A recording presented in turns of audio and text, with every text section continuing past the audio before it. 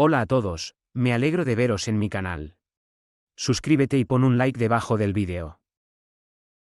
Ahí sí, tus emisiones han sido débiles últimamente, tus vistas están cayendo, tu audiencia es pasiva, no tienes el fuego al que estamos acostumbrados. Tenemos que hacer algo. Bob, el productor, no para de correr en círculos en el pequeño estudio y de agitar los brazos. Tenemos que hacer algo, eso es lo que estamos haciendo. Ahí sí se sienta ante su portátil y mira pensativo a su atribulado colega. No es una decisión. Tenemos una asamblea general a finales de mes, en la que también estará el jefe. Ya me estoy preparando para recibir la reprimenda más sonora posible. Y todo por tu culpa, Easy, ¿me oyes? Bob está levantando la voz. La creatividad es algo que no se despierta con amenazas de reprimenda. Easy mantiene la calma. ¿Qué demonios es la creatividad, Easy? Tu trabajo consiste simplemente en encontrar gente interesante, brillante y única y traerla a nuestro estudio. Es puramente técnico. No requiere ningún conocimiento especial, experiencia, fuerza. Bajaste el listón a nuestros héroes y este es el resultado. Bob es implacable en su indignación. Mira, hace un año teníamos a Emily, la cantante más épica, con casi 10 millones de visitas, y ese no es el límite. Aquí tenemos a un rapero poco conocido, Tutti, que se atrevió a contar en cámara su primer beso con una chica de comportamiento fácil, también cayó bien entre el público. ¿Y ahora qué? Bob pinchó en la lista de comprobación de la emisión de esta noche y volvió a hervir, Dios mío. Tenemos al absolutamente aburrido arquitecto de Su Majestad como invitado esta noche. Conozco a estos tipos, no son menos aburridos que los abogados o los científicos. Su pedantería y perfeccionismo contagian a los demás a través del aire.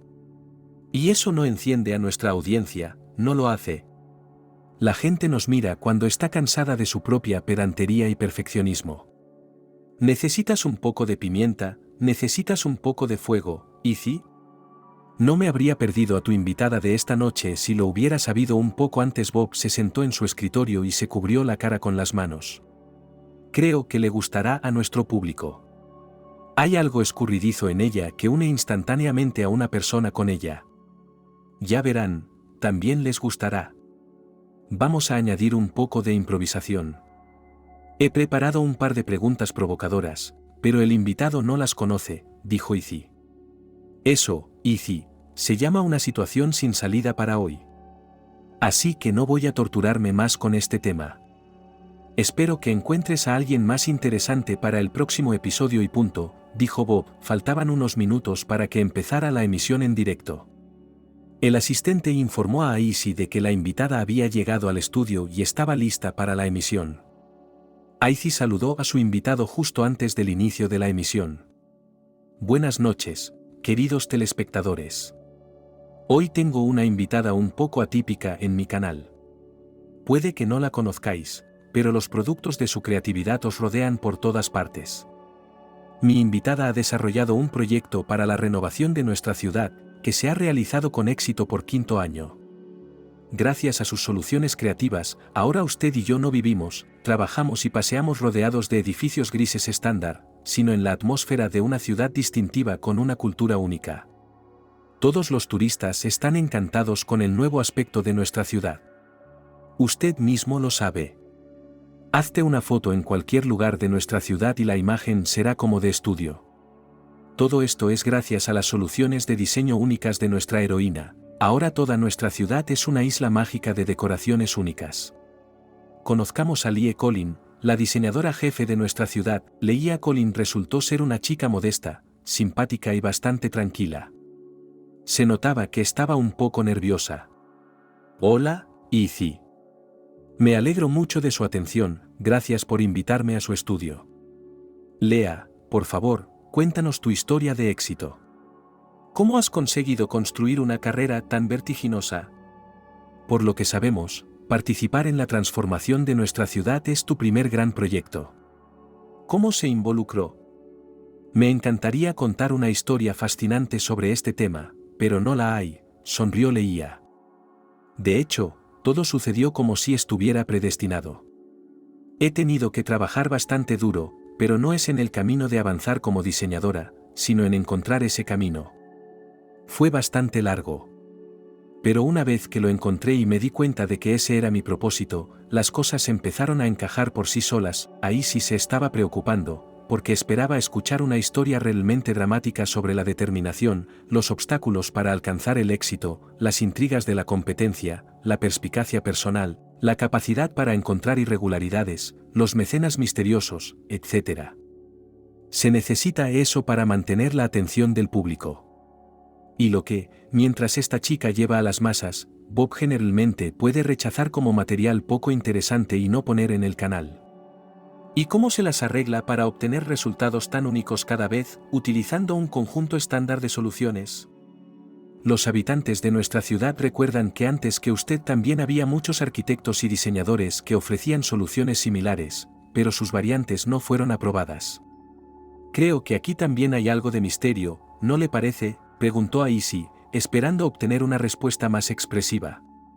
Para ser sincero, no sé mucho sobre las propuestas de mis predecesores. ¿Por qué aceptaste mi oferta? Creo que deberías preguntar a los que tomaron esa decisión. Izzy parecía estar perdiendo los estribos poco a poco, realmente había cometido un error al elegir a la heroína del programa. Unas respuestas tan anodinas ni siquiera deberían salir en la tele, no pueden mantener la atención del espectador ni un minuto. Entonces, ¿quiere decir que usted ascendió directamente al pedestal de su carrera con tanta facilidad y sin esfuerzo? ¿Estás diciendo que conseguir un papel protagonista en el proyecto más importante del país es algo que sucede por sí solo? Izzy seguía esperando oír algo diferente. Lee Colin estaba empezando a ponerse nerviosa y ansiosa. Estaba claro que no estaba preparada para una entrevista tan asertiva. Si hubiera sabido que tendría que someterse a semejante tensión emocional, sin duda se habría negado a hacerla. Leia decidió que aún estaba a tiempo de retractarse. Se lo pensó un momento, se quitó el pequeño micrófono del cuello de la camisa y lo colocó sobre la mesa. Lo siento, no estoy preparada para este formato de hablar en público. No tengo que poner excusas por mis logros. Dijo Lee Colin y se secó una lágrima con la punta del dedo índice. Estaba a punto de salir del estudio. Para la cámara, gritó a Izzy. Lea, creo que estás sobreexcitada. No pasa nada, sigue. Si es posible, intenta contar algunos momentos conmovedores, algunas historias emotivas. También aumentará tu audiencia. Dijo la presentadora a Izzy. El programa fue aburrido y anodino. Izzy se preparaba para un enfrentamiento con su productor. Lo único, al final de la emisión, la invitada preguntó si podía hacer apelaciones personales. Asia no esperaba todavía ninguna extravagancia, así que no le importó cómo terminar el episodio. Permitió que su invitada hiciera una alocución personal y punto. Me gustaría aprovechar esta oportunidad para dar las gracias a algunas personas importantes en mi vida. Su nombre es Arthur, su nombre es Wendy. Ellos y yo no somos realmente tan cercanos, y nunca podríamos serlo. Sin embargo, estas personas han desempeñado un papel enorme en mi formación. Solo quiero darles las gracias por estar en mi vida. Dijo Lee. Para la cámara. ¿Estos deben de ser tus mentores o maestros?, preguntó Izzy distraídamente, recogiendo sus papeles sobre la mesa. No, estos son mi padrastro y su cónyuge. Me educaron con un espíritu específico. Fueron ellos quienes desempeñaron un enorme papel en el inesperado giro de mi destino.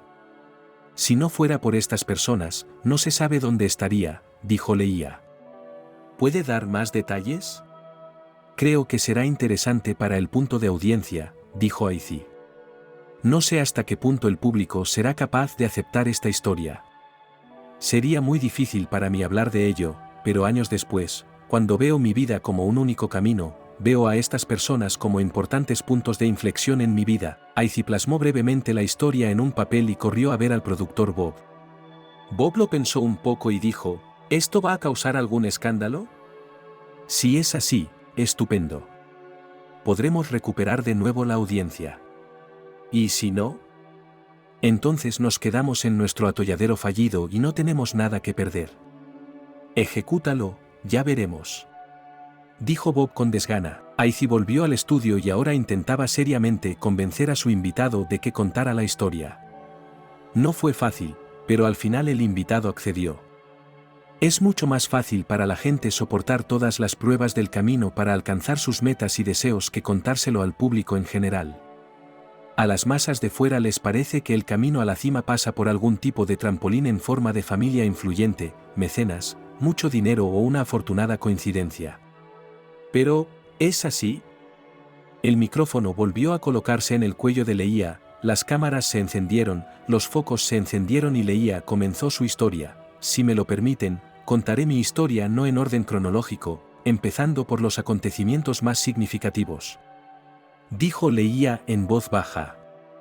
Sí, por favor, la escuchamos con atención. Aizy trató de ser lo más educada posible, para no traumatizar a su invitada con su asertividad. El olor de un banquillo húmedo tiene un significado enorme en mi vida. Tuve que pasar parte de mi vida en un sótano húmedo y completamente cerrado. Ese día, o esa noche.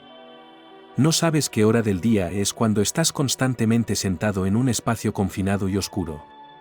Tenía poder ilimitado en ese sótano, podía tumbarme en cualquier rincón, podía estar de pie en él o podía sentarme y rebuscar sin rumbo entre los trocitos de tela y papel que conseguía esconder bajo el vestido cuando me encontraba entre la gente. Durante los primeros días de mi vida en el húmedo foso, fui incapaz de protestar contra esto de ninguna manera.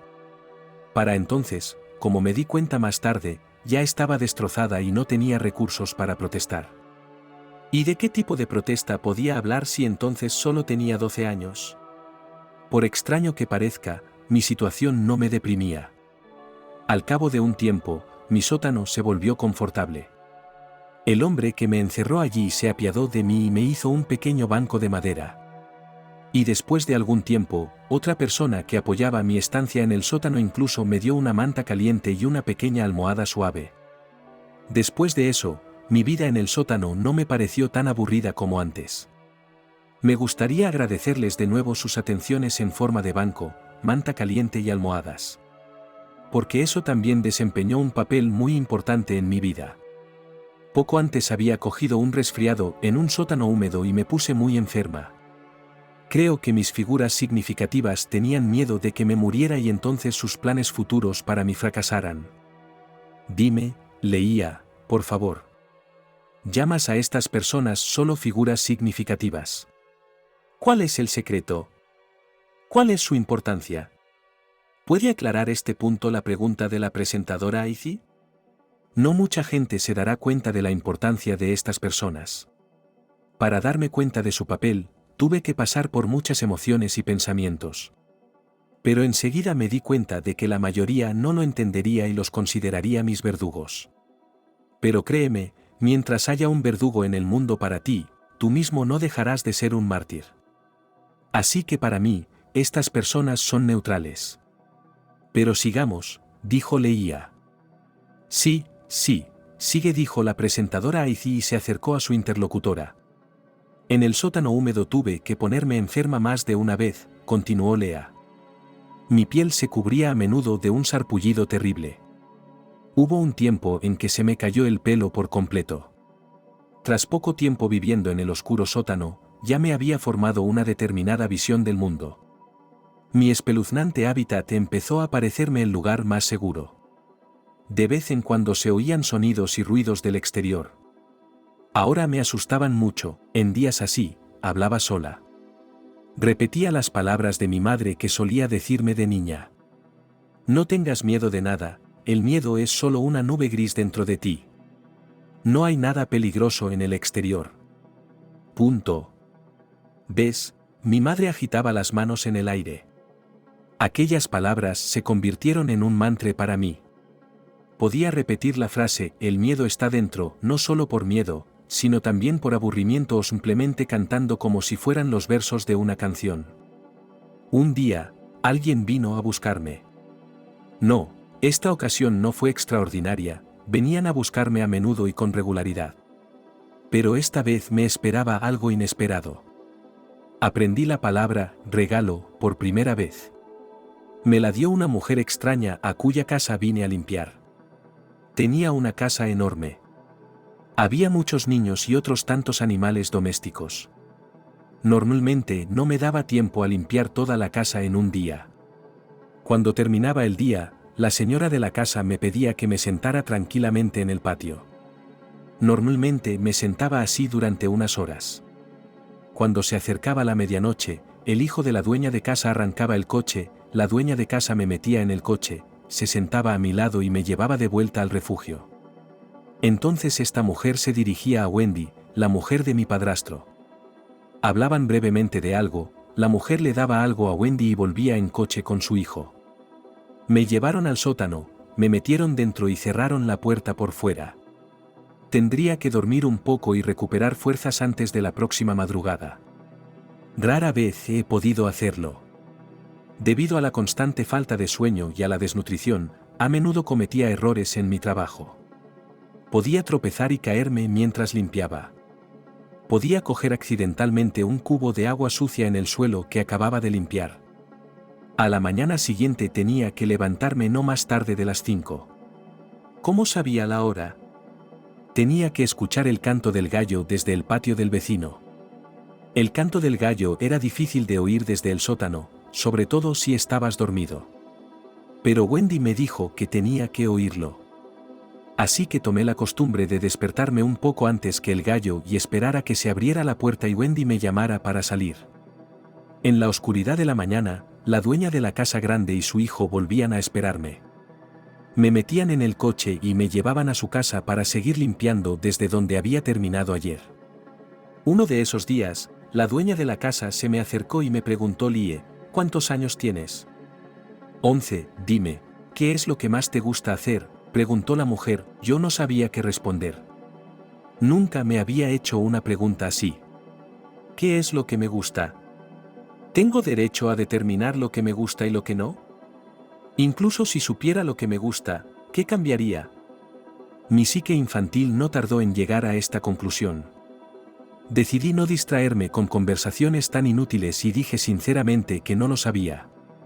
Entonces la mujer se acercó al gran armario que yo acababa de ordenar y sacó de él una pequeña caja. Abrió la tapa de la caja y la acercó mucho a mí.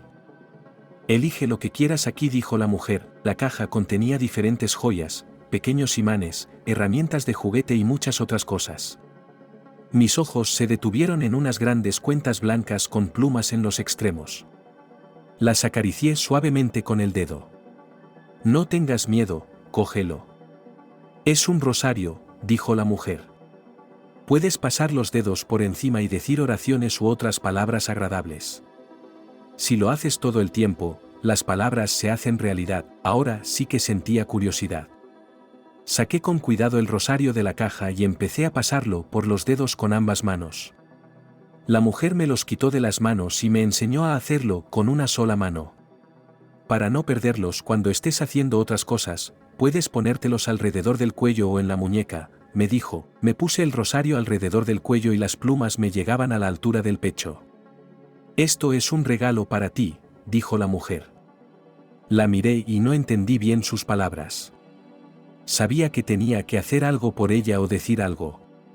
No pude articular el pensamiento, pero la mujer lo entendió por sí misma. Un regalo significa que esta cosa se queda contigo.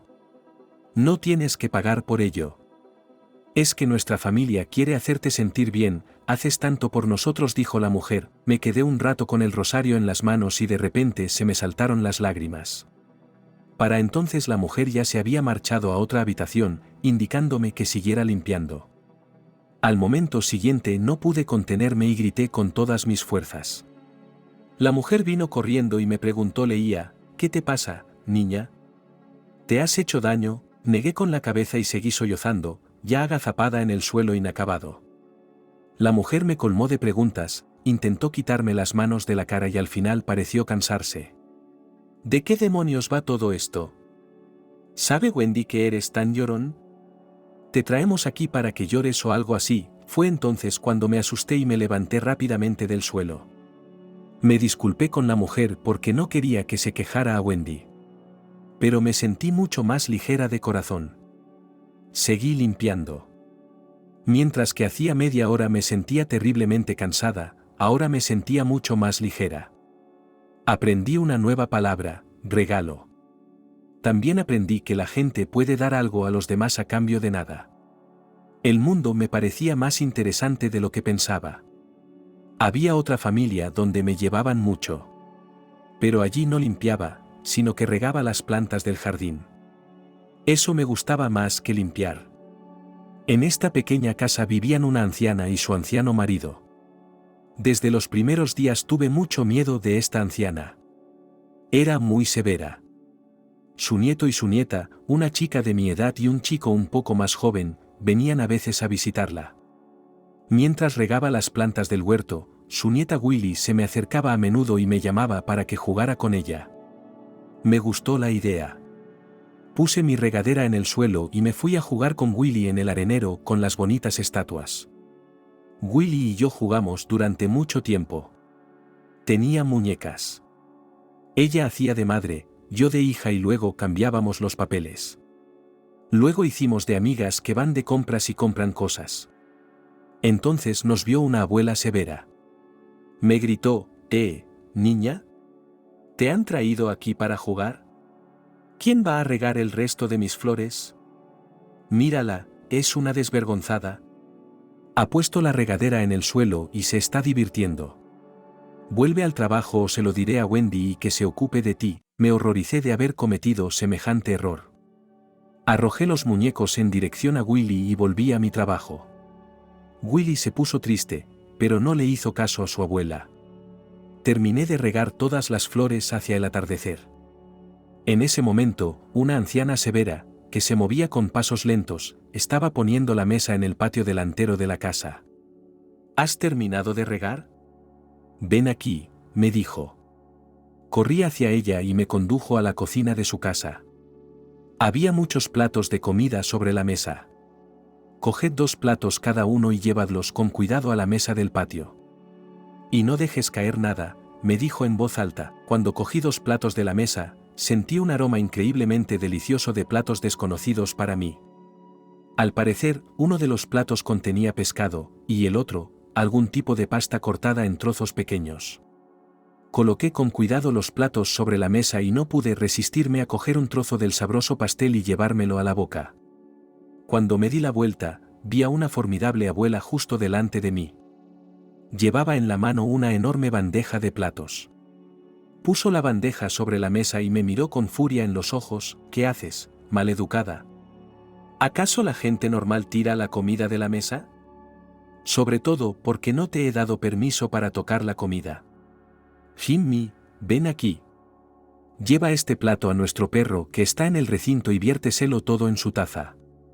Le dijo a su nieto, el hermano Willy. Me sentí locamente avergonzado. Me avergonzaba aún más de la deliciosa comida horneada. Willy y Jimmy podían disfrutarlo ahora, pero ¿ahora se iban a quedar sin tan delicioso manjar por mi culpa? Cuando Jimmy volvió con un plato vacío, la mujer severa se volvió hacia Willy. Ve tú y ponte más porciones de tarta. Es con bayas y miel. Te gustará, anda, nieta. No, abuela, no quiero una tarta con relleno, dijo Willy. Y entonces Jimmy dijo que no quería ninguna. Mi asombro no tenía parangón. Cuánto se estaban perdiendo al rechazar esta tarta. Pero más tarde, en otra ocasión, cuando me llevaron a regar las plantas del huerto, Willy me contó que su madre hacía esta tarta todos los días y que estaba cansada de ella. Fue otra revelación para mí.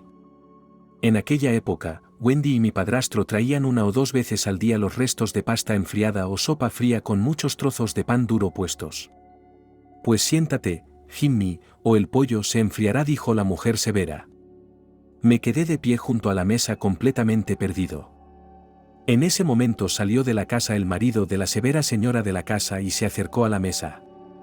No sabía cómo se llamaba. Mentalmente le llamaba buen abuelo. Porque a veces daba la cara por mí cuando su mujer me gritaba y reprendía por ser lento. ¿Y tú, cariño, qué haces ahí de pie? Siéntate, come con nosotros, dijo el amable abuelo, sentándose a la mesa. Miré con aprensión a su mujer. Ella asintió con aprobación y yo me senté en el borde de la silla. Jimmy y Willy no querían comer, siempre estaban jugando entre ellos, tirándose caramelos de la mesa. El amable abuelo sacó un plato vacío, puso en él un gran trozo de carne de pollo y algunas verduras, y lo acercó a mí. Al cabo de un rato, la mujer severa me preguntó, Leía, tú no eres la hija de Arthur y Wendy, ¿verdad? ¿Dónde están tus padres? Mi padre era médico, respetado por todos. Llevaba gafas y leía mucho en casa. Me acuerdo de él. Teníamos una casa grande con un jardín florido. Mi madre y yo solíamos relajarnos allí, me enseñó a leer y a dibujar. Luego se llevaron a papá a la cárcel, dijeron que se había equivocado de inyección y el hombre murió en el hospital. Mamá lo esperó durante mucho tiempo. Ella y yo fuimos a ver a papá a la cárcel, no fue culpa suya. Me lo decía todo el tiempo. Pero entonces nuestra abuela vino a casa y empezó a vivir con nosotros. Ella y mamá peleaban mucho. Entonces mamá decidió casarse con Arthur. La abuela no quería entregarme, pero le pedí ir a Macondo con ella. ¿Sabes de dónde era tu madre? Pareces una inmigrante del sur. Dijo la mujer severa. Sí, lo soy. Mi abuela y mi abuelo eran del sur, me dijo mi madre. En ese momento, me alegré de que aquella mujer también fuera del sur y conociera a algunos de mis parientes. Pero no fue eso lo que dijo, estos inmigrantes son gente desagradable. Había una familia así viviendo al lado de casa. Gente muy desagradable, muy desagradable. Se nos imponían como amigos, qué insolencia. La mujer severa se indignó. Pues bien, el amable abuelo volvió a sorprenderme gratamente. Me dijo, bueno, ¿qué simplemente no te enamoraste de esta familia? ¿Acaso el valor de una persona depende de la geografía? Allí, en la extensión meridional de nuestro país también, la proporción de gente buena y mala es más o menos la misma, como en cualquier otro lugar del planeta, dijo. No, querida, te estás perdiendo un punto importante. No se mudaron aquí por la buena vida. Allí llevan años sumidos en el caos. No pueden elegir a un presidente normal, no pueden llevarse bien entre ellos, ¿cómo van a llevarse bien con nosotros? Eso dice mucho. Creo que son muy pendencieros, dijo la mujer severa, dando un gran bocado al muslo de pollo. No es porque la gente no sea amable. Se llama política. Los políticos sin escrúpulos pueden causar estragos hasta en el país más próspero. No es culpa del pueblo. La gente lo sufre por igual, dijo el buen abuelo, mientras escuchaba sus argumentos, me acabé toda la comida del plato. El abuelo bueno lo vio y me puso más carne en el plato.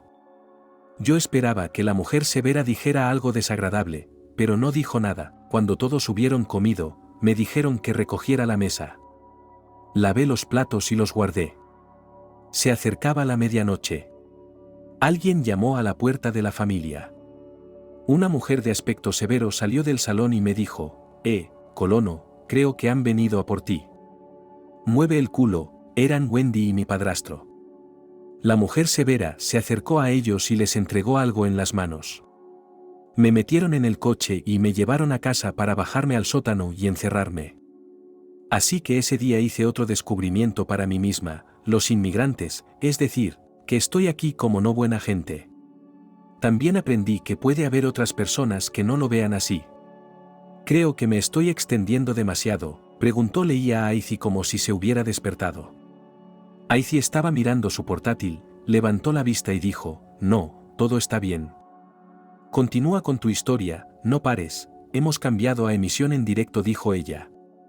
La mujer severa vino a buscarme muchas veces más después de eso. Sus nietos Jimmy y Willy dejaron de venir después de eso. Se sentaba sola todo el día con su amable abuelo. Un día, cuando me llevaron a deservar su jardín delantero, el amable abuelo tampoco estaba en casa.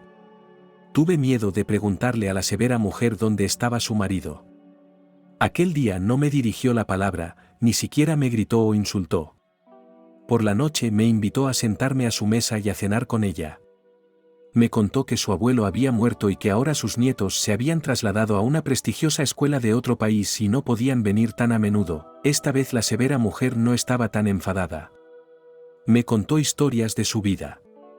Resulta que se crió como una huérfana redonda, criada por unos parientes. Cuando creció, la mandaron a hacer trabajos forzados.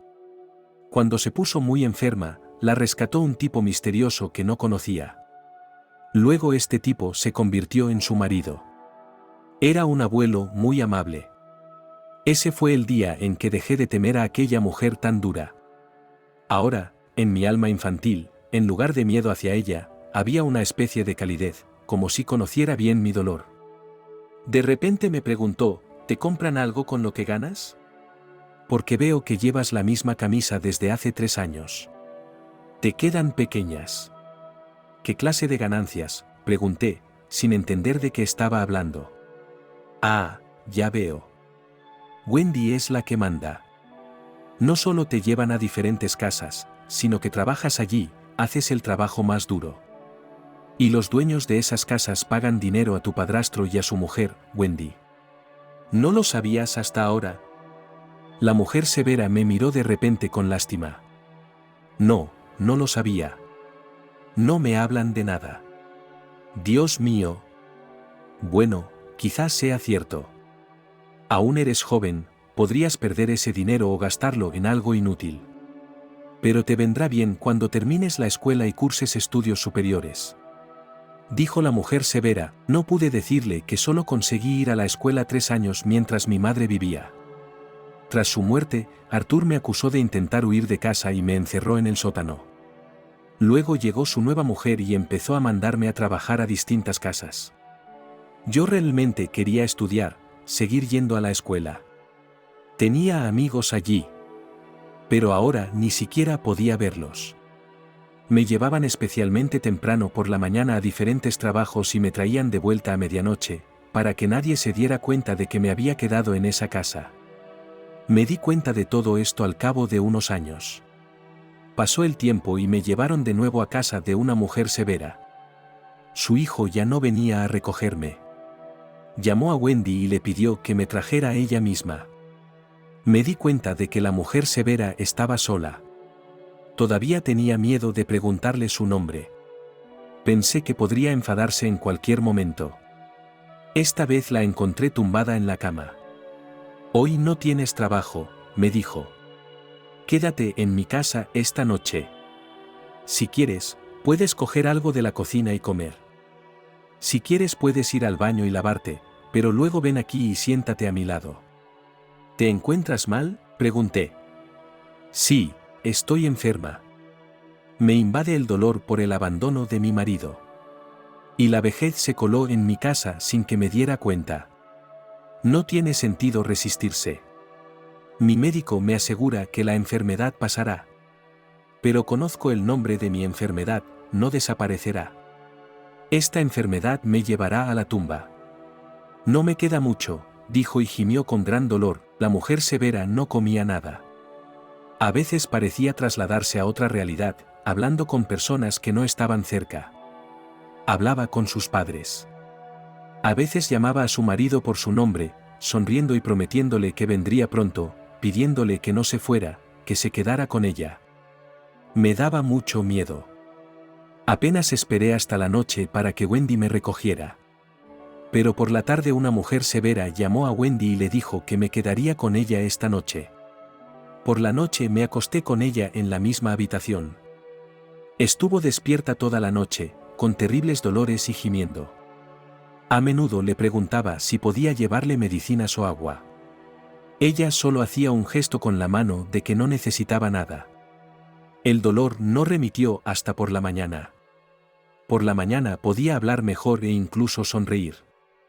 Aquella mañana me dijo, no tengas miedo de nada, son cosas que pasan, la gente muere. Cuando somos jóvenes y fuertes, sentimos que el mundo entero nos pertenece. Y en este estado la gente es capaz de cometer errores, de herir a los demás por descuido o deliberadamente. Me gustaría pedirte disculpas. ¿Recuerdas cuando hace unos años te dije que odiaba a los emigrantes? Mi perspectiva ha cambiado desde entonces, colonos o autóctonos, ricos o pobres, al final todos somos seres humanos. En el fondo, todos nos parecemos. Diferentes solo en apariencia, estilo de vida y visiones pasajeras de un mundo pasajero. Pronto dejaré este mundo. Y tú no vendrás más a esta casa. Desearía que no me guardaras rencor. Tengo muchas cosas interesantes en mi armario, algunas joyas. En la estantería puedes elegir cualquier libro, que sea un regalo mío. Dijo la mujer severa y se volvió hacia la pared. Me pasé todo el día sentado a su lado, sin saber cómo ayudarla. A medida que se acercaba el anochecer, ella volvió a sentir dolor y empezó a sufrir. Empecé a llorar porque no sabía cómo ayudarla y también me sentía mal por su sufrimiento. Así que llamó a Wendy y le pidió que me recogiera temprano. Dijo que no quería que sufriera con ella. Me dio las gracias de nuevo, pagó a Wendy mis 2 días y nos fuimos. Nunca más volví a esa casa. Lea, por favor dime, ¿sabía alguien que estabas siendo explotada de esta manera y encerrada en el sótano? Nadie lo sabía, excepto la gente para la que me llevaron a trabajar. Pero eran indiferentes a mi situación. Tenía miedo de quejarme. No fue hasta años más tarde, cuando lo aclaré todo con el sanador de almas humanas, que me di cuenta de que estaba rota como persona. Estaba rota antes de formarme como persona. Por lo tanto, no pensaba en dar ningún paso. En aquel momento solo sufría de añoranza, de soledad y de la frialdad de mi destino. Ni siquiera entonces me di cuenta de que la gente tiene derecho a protestar por su sufrimiento y empezar a vivir de otra manera. Parece que el mundo infantil es incapaz de pensar así, pero dejemos mis experiencias por ahora. Quiero hablar de cómo fui aprendiendo sobre la vida incluso a través de posibilidades tan estrechas. Ahora he comenzado a ser llevado a una nueva familia. Las cuentas del rosario que me había regalado otra mujer, las llevaba siempre colgadas del cuello. Las repasaba mientras estaba sentada en el sótano, recitando cada vez las palabras de mi madre de que el miedo solo está dentro de mí. La nueva familia tenía 2 hijos mayores que yo. Su hija era estudiante y apenas me dirigía la palabra. El hijo se llamaba Romy. Romy era más amable conmigo. Mientras limpiaba el recinto de los perros, Romy sujetó la correa de un danés inglés y se abalanzó sobre mí. Aquel perro me daba mucho miedo. Me imaginaba que se soltaría de las manos de Romy y me atacaría. Pero Romy me tranquilizó: no tengas miedo, los perros son muy listos y amables. Y mi perro me obedece completamente, y punto, dijo y acarició a su perro. Pero eso no me tranquilizó. Cerré la puerta del recinto por dentro, para que Dios no lo quiera, el perro no viniera corriendo, hasta que terminara de limpiar. Al ver esto, Romy solo se reía. Una vez, mientras sostenía a su amigo, el perro se le escapó de los brazos. Lo vi todo con mis propios ojos. Me alegré de que la puerta del recinto estuviera cerrada por dentro en ese momento y de que el perro no pudiera forzarla. Al parecer, el perro inglés tenía muchas ganas de divertirse y corrió hacia la puerta de la casa. Romy lo alcanzó justo en la puerta y consiguió agarrar el extremo de la correa. Pero el perro no se detuvo. En el momento siguiente, el perro salió corriendo por la puerta, arrastrando consigo a la flaca Romy. Inmediatamente recordé las palabras de Romy de que su perro le obedecía completamente. Me reí y salté fuera del recinto para recordarle que no debía tener miedo del perro, que solo le obedecía a él. Quería burlarme de él con ese tipo de sarcasmo. Cuando salí del cercado, el perro había arrastrado a Romy lejos de la casa. Estaba corriendo y gritando, pidiendo ayuda, pidiendo a la gente que detuviera a su perro. Me hizo mucha gracia y empecé a reírme a carcajadas. Es una pena que el propio Romy no pueda verse desde fuera, de lo gracioso que es ahora. Al cabo de un momento el perro y su gracioso dueño no eran visibles en absoluto. El perro corrió a una calle vecina. Tenía curiosidad por ver la continuación de este espectáculo, así que corrí tras ellos. Los encontré en un parque cercano. Ambos estaban enredados entre los arbustos. Al parecer Romy no quería soltar el extremo de la correa. Estaba sentado en un claro, arañado por las ramas de los arbustos. El perro estaba sentado a su lado con una mirada culpable. Comprendí lo que había pasado sin palabras y empecé a reírme sin control. Al principio Romy se enfadó un poco, luego también se rió. De vuelta a casa caminamos juntos. Me preguntó a qué colegio iba. Le dije sinceramente que no me dejaban ir al colegio. Romy prometió ayudarme hablando con mi padrastro y su mujer. Me dijo que estaban infringiendo la ley al no dejarme ir a la escuela. Me aconsejó que fuera a la policía. Fingí estar de acuerdo con lo que decía, pero me di cuenta de que no podía hacerlo, que tenía demasiado miedo. En mi mente infantil sabía que si tenía un conflicto con Arthur y Wendy, no habría nadie que me defendiera. Romy y yo seguimos siendo amigos. Decía que estaba deseando llevarme a casa con él. Sus padres no prestaron mucha atención a nuestra amistad. Me interesaba trabajar con esta familia porque Romy siempre estaba cerca y me contaba algo interesante. En aquella época yo tenía 16 años y Romy 18. Siempre le molestaba que siguiera sin ir a la escuela. No quería hablar de mis problemas con él. A su lado me olvidaba de mi vida y de mis sufrimientos. En su compañía intentaba escucharle lo más posible, contarle algo mío que no tuviera nada que ver con mi sufrimiento. Me gustaba que Romy y yo nos riéramos mucho. Un día Romy me preguntó por mis rosarios. Le conté su historia. Entonces tomó mi rosario en sus manos y lo miró con interés. La siguiente vez que fui a su casa, Romy me regaló unas cuentas de perlas preciosas. Dijo que esas cuentas eran más adecuadas como joyas, y que yo necesitaba el rosario para pasar. Pero cuando llegué a la casa, Wendy cogió las cuentas y mi rosario al mismo tiempo. Para entonces, no tenía ninguna duda de que me había enamorado de Romy, pero no estaba segura de que Romy me quisiera. Pero estaba segura de que yo le gustaba de verdad. Ahora mi vida en el sótano transcurría en interminables esperas a que los padres de Romy vinieran a buscarme para llevarme a su casa a trabajar.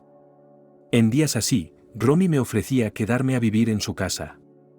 Prometió hablar con sus padres para que me ayudaran a volver a conseguir trabajo en la escuela, a vivir con ellos y luego a ir a la ciudad a estudiar con él. Me di cuenta de que todo eso era poco realista. Bastaba con que Romy hubiera entrado en mi vida. Gracias a él, tenía la vaga confianza de que algún día mi infierno terminaría, de que podría ser un hombre libre y verle siempre que quisiera. Pero no tenía ni idea de cuándo ocurriría ni de qué manera. Pasó el tiempo y ahora tenía muy pocos días libres. Casi todos los días me llevaban a una casa diferente para hacer un trabajo diferente. En la mayoría de las familias, conseguí hacerme amigo de sus hijos. Me di cuenta entonces de que los niños son más dignos de confianza que los adultos. Cada uno de estos niños, a pesar de la enorme distancia que nos separaba, se interesó mucho por mí. Algunos de ellos se convirtieron en amigos íntimos míos. Compartían sus cosas bonitas, me contaban algo de sus vidas y preguntaban constantemente por la mía.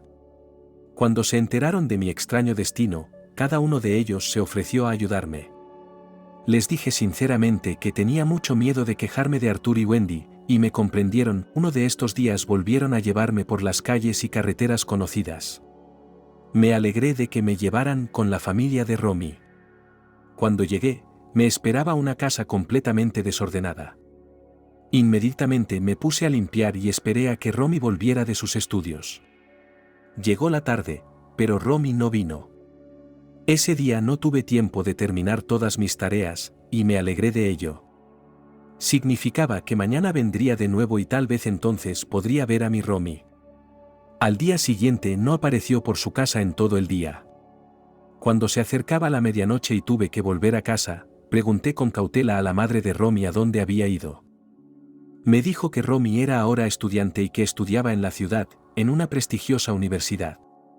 Sentía un dolor insoportable. Sabía que no podría vivir sin él. ¿Por qué no me dijo que se iba? ¿Y cómo iba a decírmelo, si no tenía acceso al teléfono ni a otros medios de comunicación? Así que le perdoné inmediatamente por eso. Pero la idea de no tener a la única persona de mi vida me dolía en el alma. Cuando salí de aquella casa, las lágrimas me rodaban por la cara y me caían sobre las manos.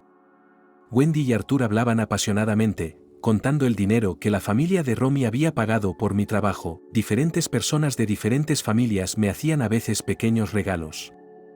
Incluso conseguí pedir a una familia un juego de velas para iluminar mi oscuro sótano. Pero cuando volvía a casa, Wendy se llevaba todas las pequeñas cosas. Si no se las devolvía, Arthur intervenía. Le tenía miedo desde que era pequeña.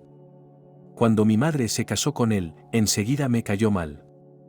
A veces Arthur intentaba hablar conmigo, pero yo no le contestaba. Cuando era pequeña, me compraba juguetes, muñecas y libros de dibujo. Antes de regalármelos, me pedía que le llamara papá. Yo rechazaba esta oferta.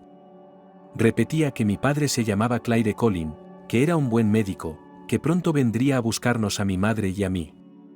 Mi madre me regañó por decir eso y me dijo que no volviera a decírselo a Arthur. Pero yo no quería olvidar a mi papá. Después de aquello, Arthur dejó de comprarme regalos. Entonces eché mucho de menos a mi padre. Después de que mi madre se casara con Arthur, mi madre y yo dejamos de ir a verle a la cárcel. Un día, cuando tenía 8 años, decidí ir yo misma a verlo a la cárcel. Es cierto que no conocía el camino, porque nos habíamos trasladado a otra ciudad para ver a Arthur. Pero sabía que podía pedirle a uno de los adultos que me indicara el camino a la cárcel. Salí de casa por la mañana temprano como si fuera a la escuela. El día anterior, en el colegio de mi profesora, le dije que mañana teníamos un acontecimiento familiar y que iba a faltar a clase. La profesora no se opuso. Después de engañar a todos los adultos, fui a reunirme con mi padre.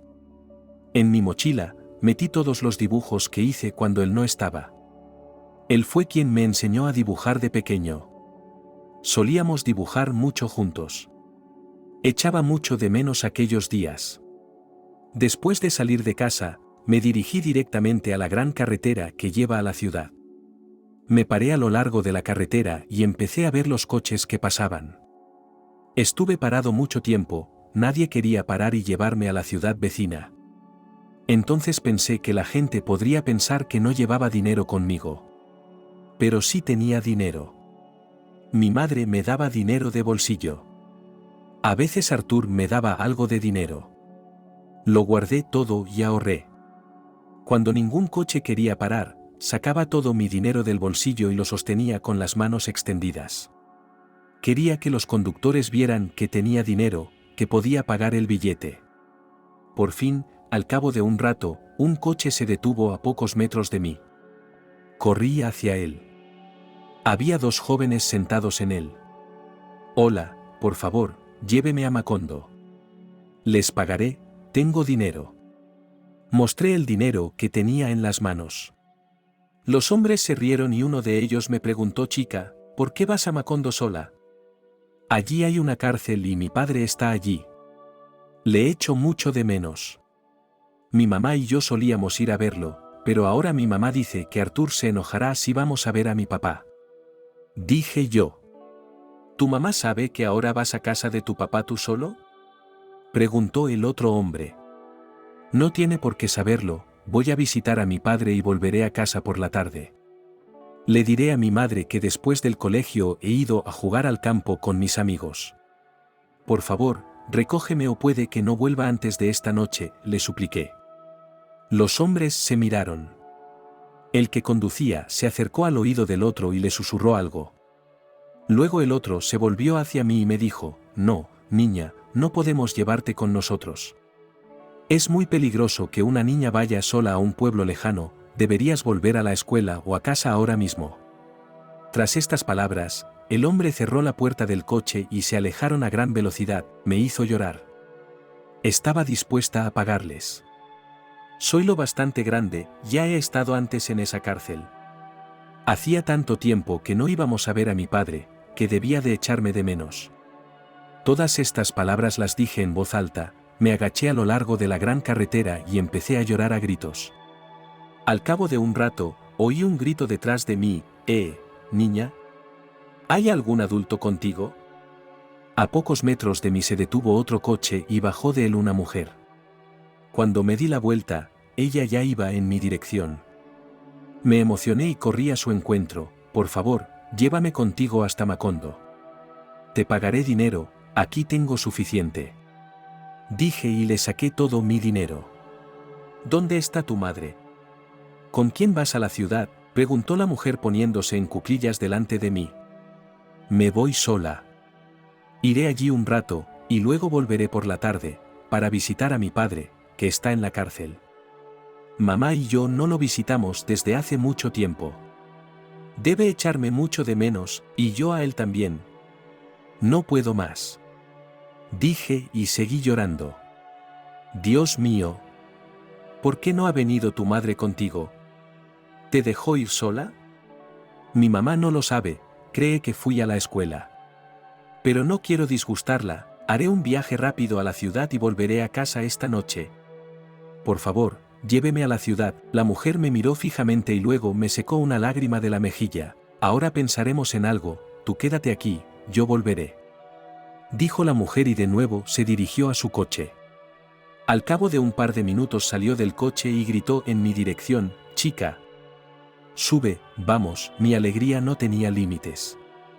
Había otra mujer en el coche, y estuvieron hablando entre ellas todo el camino, haciéndome preguntas de vez en cuando.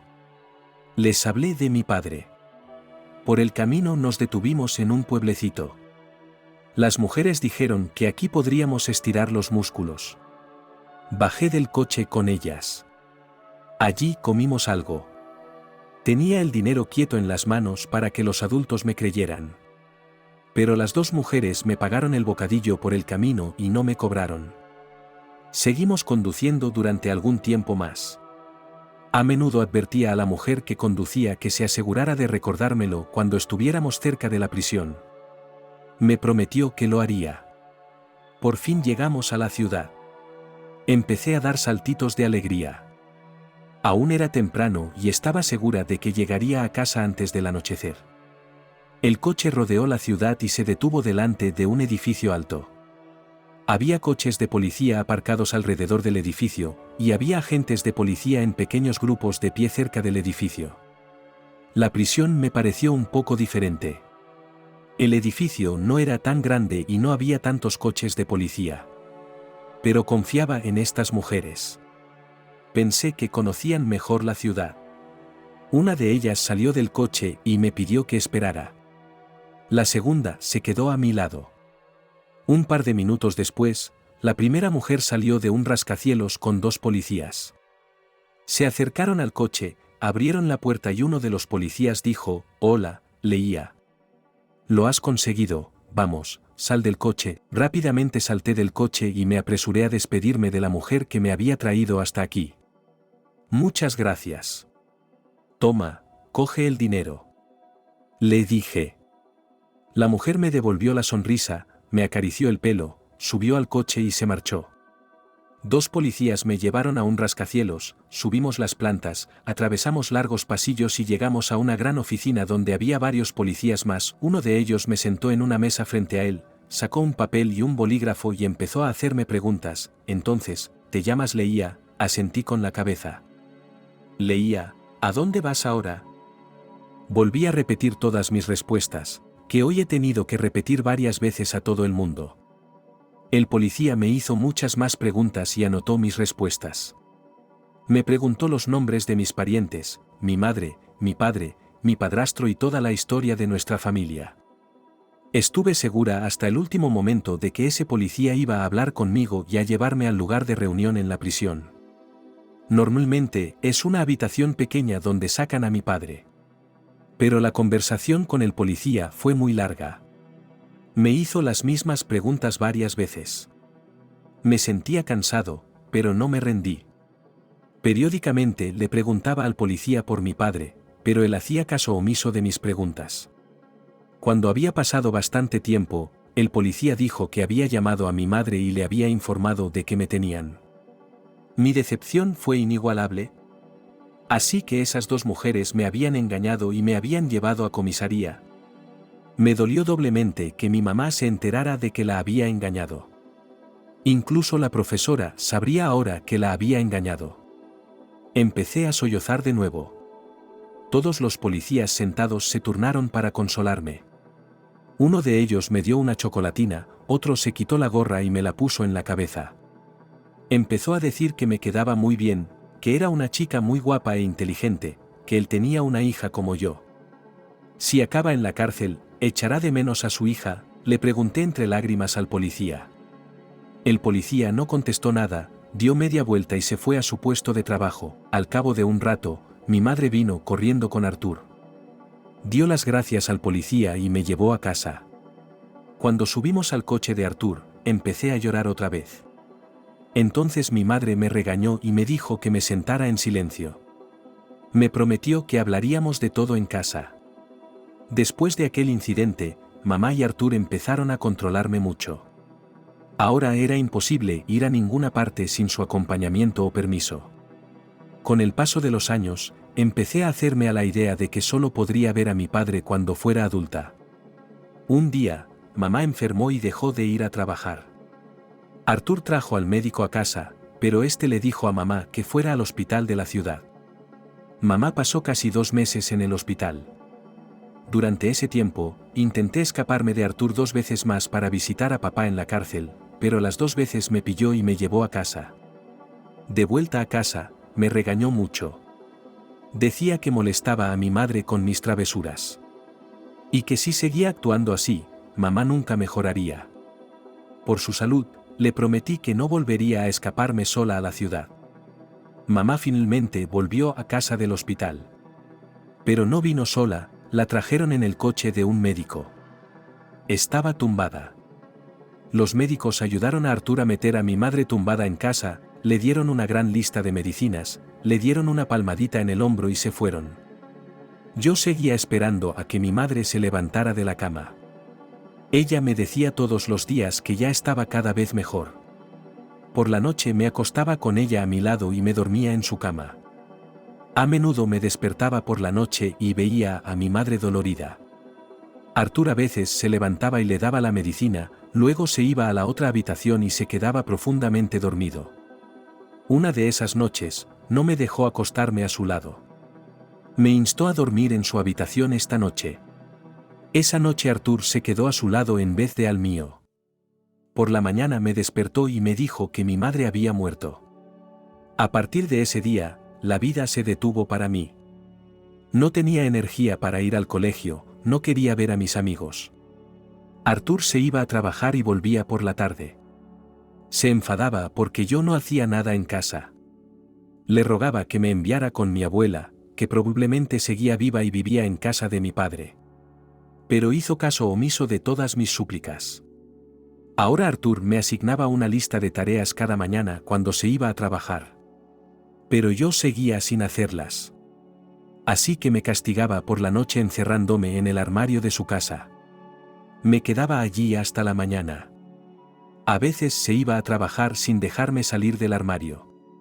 Por la noche ya tenía mucha hambre y estaba dispuesta a hacer las tareas domésticas para evitar estar de nuevo en el armario.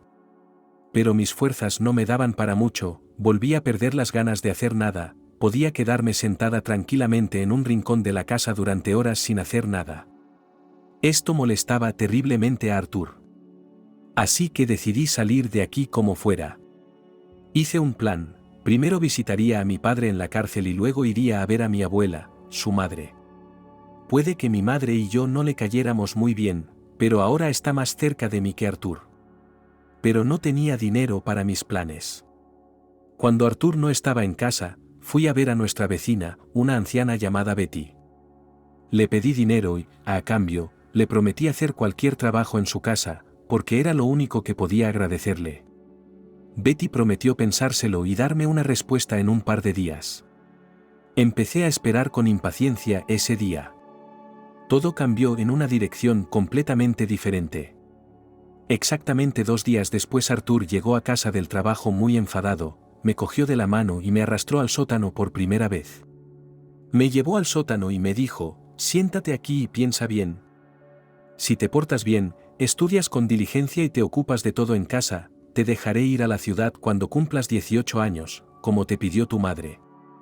Y si ahora te escapas a la ciudad, pides dinero a los vecinos y te pasas el día holgazaneando, no tendrás nada, dijo Artur y cerró de un portazo las puertas de madera del sótano. Siguiéndole, le supliqué que no me dejara aquí. El sótano olía a humedad y estaba completamente oscuro. Tenía un miedo, un frío y un resentimiento insoportables. Después de aquello, Arthur apareció, me pareció, 2 días más tarde. Me trajo comida y algo de ropa. No dijo nada, cerró la puerta y volvió a salir. A veces gritaba con todas mis fuerzas, esperando que alguien de la calle me oyera. Pero en esos momentos solo me oía Arthur. Venía y volvía a reñirme. Cada protesta aumentaba mi tiempo en aquel sótano. Y en el sótano, cada segundo de mi vida era insoportable. Un día, una nueva persona bajó al sótano en lugar de Arthur. Era una mujer. Me llevó fuera, me sentó en una mesa en el patio delantero y la conocimos. Era Wendy, la nueva esposa de Arthur. Intentó parecer amable, pero solo repetía las palabras de Arthur. Esperaba que pareciera más amable que Arthur y me dejara ir con mis seres queridos. Pero todo fue en vano. Al final de la conversación lloré de frustración. Wendy se enfadó mucho y me arrastró a la fuerza hasta el sótano. Así que nada cambió en mi existencia. Pero, al cabo de unas horas, Wendy me trajo una almohada, una manta, algunas de mis cosas y algo de comida. Pareció darse cuenta de que en ese momento yo estaba muy dolorido por la humedad y el frío. Supongo que me perdonó la vida. Al día siguiente Arthur me trajo un banco de madera al sótano, y entonces me di cuenta de que estaba aquí para largo. Al cabo de un rato decidí rendirme y le pedí a Arthur que me dejara salir. Le prometí que volvería a ir a la escuela, que me ocuparía de todo en la casa, que no me escaparía más a la ciudad, pero él ya no me creía. Ya ni siquiera me hablaba.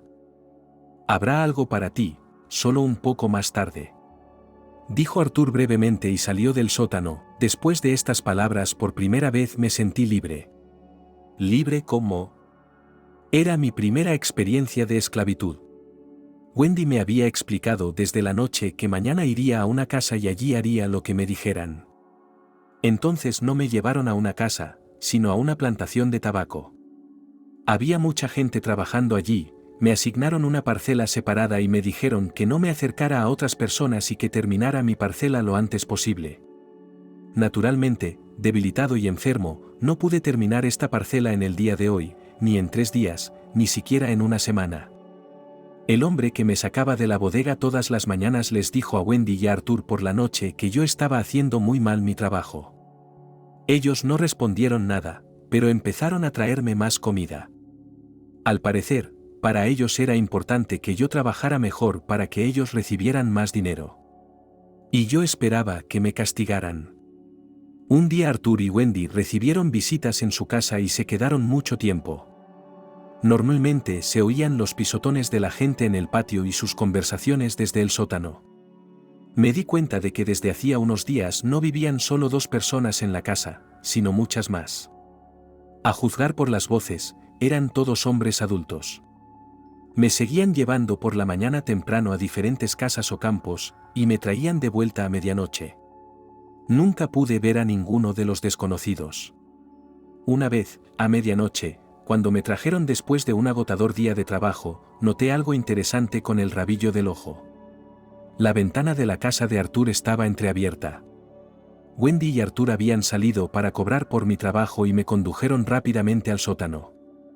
Durante ese tiempo, logré ver una débil silueta de pie junto a la ventana abierta.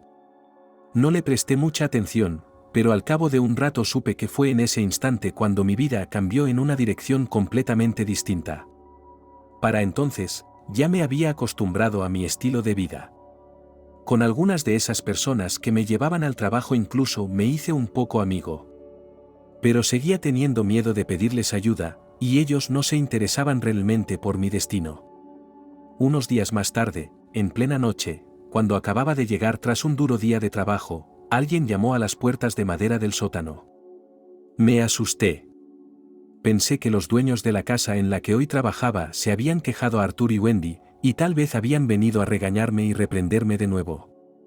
Pero es extraño que sea un hombre el que llama a la puerta.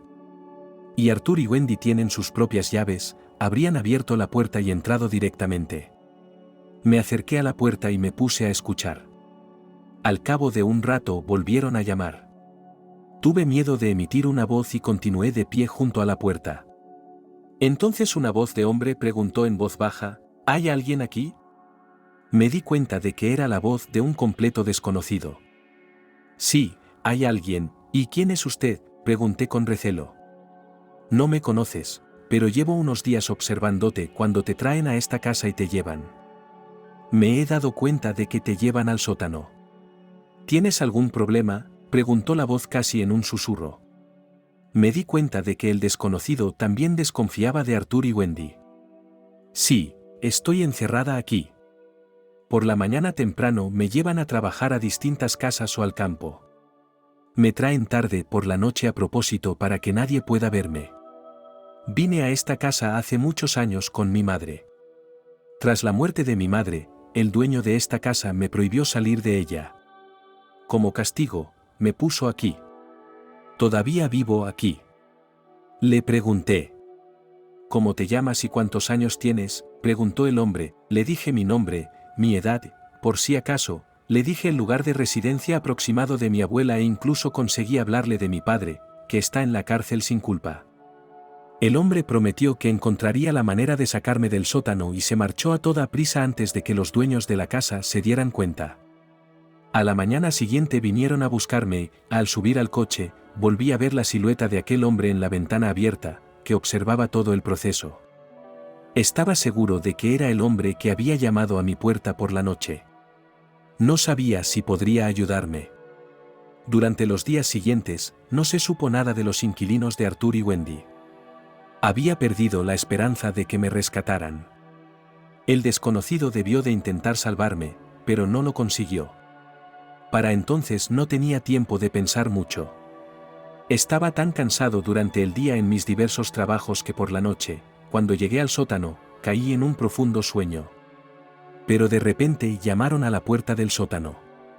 Me levanté rápidamente y me acerqué a la puerta. En ese momento la puerta se abrió, la brillante luz de la linterna me cegó. No pude ver quién estaba frente a mí. Una voz desconocida me dijo: «Salgamos de aquí, rápido». Antes de que pudiera pensar en nada, agarré la mano del desconocido y él me llevó de puntillas por las escaleras del sótano. Atravesamos el patio con cuidado. Cuando llegamos a la puerta, el hombre no la abrió.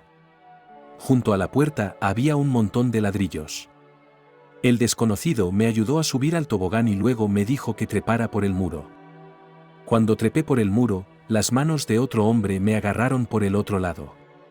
No tuve tiempo de poner los pies en el suelo. Esas manos me llevaron hasta un coche que estaba parado a pocos metros. Antes, tuve tiempo de oír que mi salvador que me seguía también saltaba el muro y se tiraba al suelo con estrépito. Los dos desconocidos me metieron en el coche, que arrancó sin encender los faros. Cuando abrí los ojos, me encontré en una pequeña habitación muy limpia, luminosa y acogedora.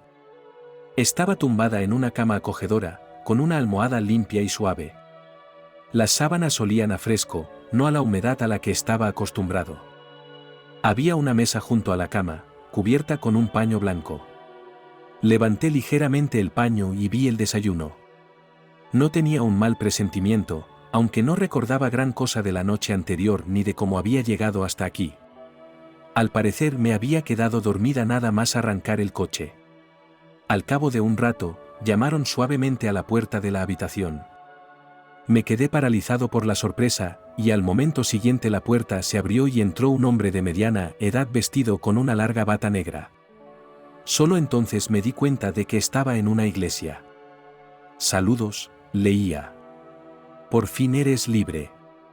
Me llamo Eric y estoy predicando a la congregación de esta iglesia. Puedes quedarte aquí todo el tiempo que quieras. Pero hay una condición importante: debes participar en todos los sermones y, si es posible, ayudar a mantener la iglesia limpia y ordenada». «¿Qué debo hacer ahora?», pregunté, pues estaba acostumbrado a ponerme a trabajar directamente. Eric sonrió y dijo: «Hoy no tienes que hacer nada. Les he hablado de ti a los matuscas, más tarde te enseñarán dónde puedes lavarte y cambiarte. El sermón empezará dentro de 2 días, y cuando necesiten ayuda en la casa, se les informará de antemano». «Eric, ¿cómo te enteraste de mí? ¿Cómo entraste en la casa de Arthur? ¿Cómo te las arreglaste para conseguir la llave del sótano?» «Arthur y Wendy siempre llevan las llaves del sótano con ellos. Yo pregunté. Eric me contó que hacía un mes habían rescatado a Arthur para alojar a unos predicadores. Mientras los predicadores vivían en casa de Arthur, Eric, gracias a su vigilancia natural, se había dado cuenta de las extrañas actividades matutinas y nocturnas de los dueños de la casa. Escuchando a hurtadillas por la ventana, se dio cuenta de que enviaban a alguien a trabajar y le pagaban por ello. Pero esta persona no fue vista en la casa por los predicadores. Entonces Eric me siguió cautelosamente y vio que me llevaban al sótano. Así terminó mi existencia en la esclavitud. Lie terminó su relato y preguntó a Aizy: creo que llevo narrando mucho tiempo, seguro que tus espectadores se están cansando. Aizy se volvió y miró a Bob, que ya se había sentado junto al plató, había dejado a un lado todos sus artilugios y escuchaba atentamente. Bob hizo un gesto con las manos hacia Aizy, que encendió su micrófono y se dirigió a Lea. Nuestros espectadores escriben que están muy interesados en escuchar tu historia. Muchos de ellos están embargados por la emoción. Creo que sería mejor que contaras el resto de tu historia, dijo Aizy. Pero antes, déjame hacerte una pregunta. Has aguantado tantos problemas de Arthur y Wendy, y ahora les das las gracias. Creo que la policía debería procesar y castigar a esa gente. ¿Por qué les estás agradecida?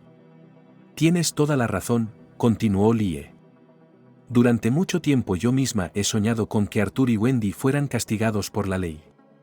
Pero otros acontecimientos de mi vida han cambiado mi actitud ante todo.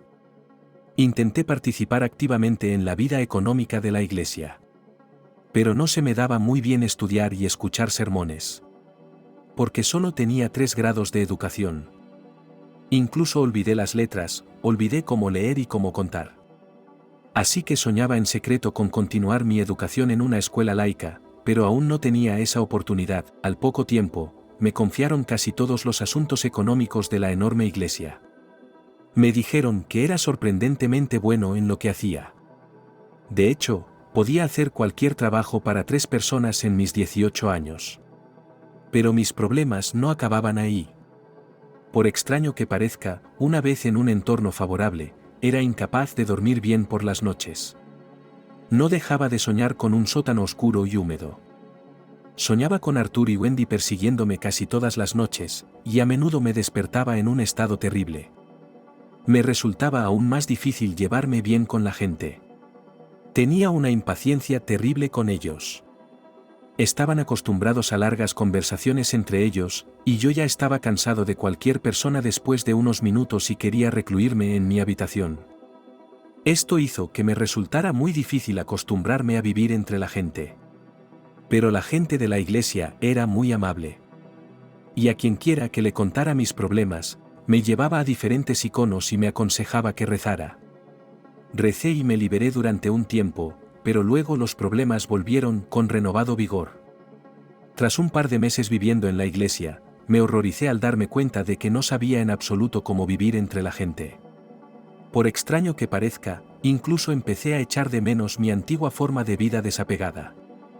Pero recé mucho y le pedí a Dios que me ayudara a aprender a vivir entre la gente. Uno de esos días tuve un sueño. En él aparecía mi madre. En el sueño me veo desde fuera rezando en la iglesia. La imagen es la misma que la noche anterior. Pero en el sueño mi madre está presente a mi lado en la iglesia. Me mira en silencio mientras rezo y espera. Entonces me entrega una hermosa caja cerrada con llave. Me dice que es un regalo de Dios por mis oraciones. Intento abrir la preciosa caja, pero veo que está cerrada con llave. Y entonces me doy cuenta de que mamá todavía tiene la llave de la cerradura de la caja. Mamá salía de la iglesia.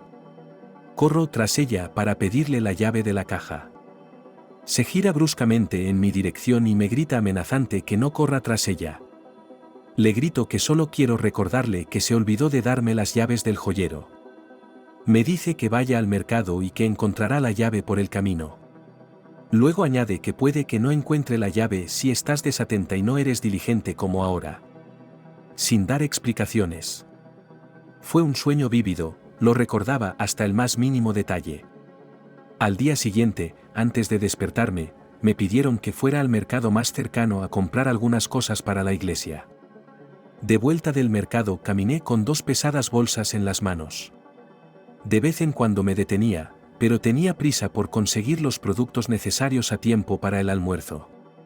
Mientras estaba de pie en la acera y miraba pensativo el espacio circundante, vi una imagen extraña desde la calle de enfrente. Un hombre caminaba como si la tierra girara bajo sus pies. Así suele caminar la gente muy borracha. Pero iba vestido como mi padre cuando yo era niño, un traje estricto y una gran carpeta negra en las manos, creo. No parecía un vagabundo ni un borracho en absoluto. Le costaba mantenerse erguido. Era evidente que tenía prisa. Por la dirección en que se movía, me di cuenta de que tenía prisa por cruzar la carretera más rápido. Casi cayéndose al suelo, consiguió llegar a la acera. Por suerte, el semáforo acababa de ponerse en verde y tuvo tiempo de cruzar la calzada. Le observé atentamente. Sin llegar a la mitad de la calzada, el hombre se detuvo. Ahora parece que buscaba un punto de apoyo para no caerse. La gente que pasaba se asustaba de él y aceleraba el paso. Intentó apoyarse en los coches que había delante del semáforo. Pero estos hacían señales ruidosas para que el hombre no les cerrara el paso. Al momento siguiente el semáforo se puso en rojo y los coches empezaron a pitarle con más fuerza.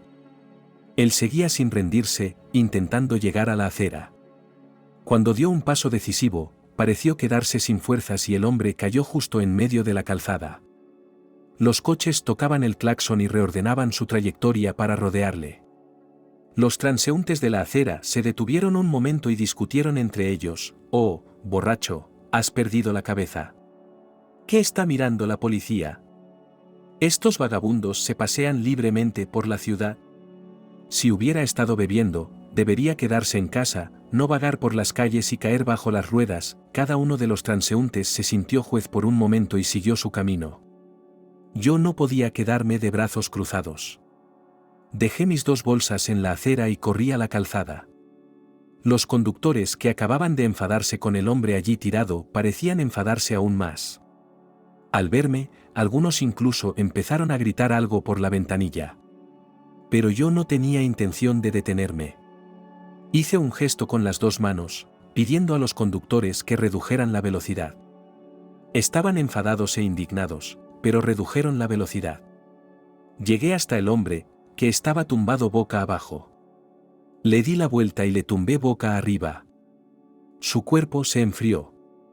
No tenía absolutamente ningún conocimiento ni habilidad en primeros auxilios, pero me di cuenta claramente de que si otras personas querían ayudar a este hombre, ahora mismo también podían hacer mucho por él. En todos los casos críticos de mi vida tenía la única arma, y punto, decidí usarla. Como en una lejana infancia, me planté en medio de la carretera y empecé a gritar con fuerza, sollozando y llorando, pidiendo ayuda a los que podían oírme. Mientras tanto, la cara del hombre se puso azul. Iba vestido muy respetablemente, sin signos de alcoholismo o vagabundeo en él. Evidentemente, el hombre tenía problemas de salud, así que intentaba cruzar la carretera más rápido y ponerse a salvo. Cuando volvió a encenderse la luz roja para los coches y todos se detuvieron, la gente ya no pudo permanecer indiferente ante mi histeria. Un joven salió de su coche y vino corriendo a ayudarme. Le dije que no sabía qué le había pasado y qué hacer a continuación. Pero seguí gritando con todas mis fuerzas que tenía que ayudar al hombre inmediatamente. El joven intentó levantar al hombre de su asiento, pero no lo hizo muy bien. Entonces empecé a gritar aún más fuerte, y 2 de los transeúntes se detuvieron y ayudaron al hombre a subir al coche del joven. Volví a la iglesia por la tarde. Les dije sinceramente que intentaba ayudar al hombre. Eric me animó. También me dijo que uno de los feligreses había traído 2 bolsas de comida de la calle para caridad. Miré las bolsas y me di cuenta de que Dios mismo se había encargado de que los comestibles llegaran a tiempo a la iglesia. A decir verdad, alguien más recibió un agradecimiento por hacerlo. Así funciona la voluntad divina, pensé. Unos días después, decidí visitar al hombre rescatado en el hospital.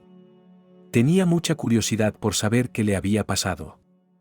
En el hospital supe que se llamaba Edward. Edward, como mi padre, trabaja como médico. Él mismo me dijo que últimamente había trabajado demasiado, que se había esforzado demasiado en su trabajo. Como resultado, llegó a un estado previo a la apoplejía. Mientras le contaba su historia, Edward me daba las gracias a menudo y me repetía que en este caso el tiempo había decidido mucho. Tuvo suerte de que le llevaran rápidamente al hospital y sus colegas pudieran salvarle de un derrame cerebral. Todo resultó sin consecuencias trágicas. Al final Edward me preguntó cómo podía darme las gracias. Yo me limité a devolverle la sonrisa y le dije que solo había hecho lo que una persona normal y corriente debería haber hecho. Edward dijo que mi respuesta le había emocionado aún más. Me preguntó por mí, pero no le conté mucho para no cansarle. Luego me dio su tarjeta y me pidió que me pusiera en contacto con él dentro de un rato. No fui al despacho de Edward para recibir su gratitud. Tenía una curiosidad terrible por ver cómo es un médico de verdad en el proceso de trabajo. Quería mirar a Edward y completar la imagen de mi padre que tenía en la cabeza. Seguía sin encontrar fuerzas para visitar a mi padre en la cárcel, aunque hacía meses que había salido.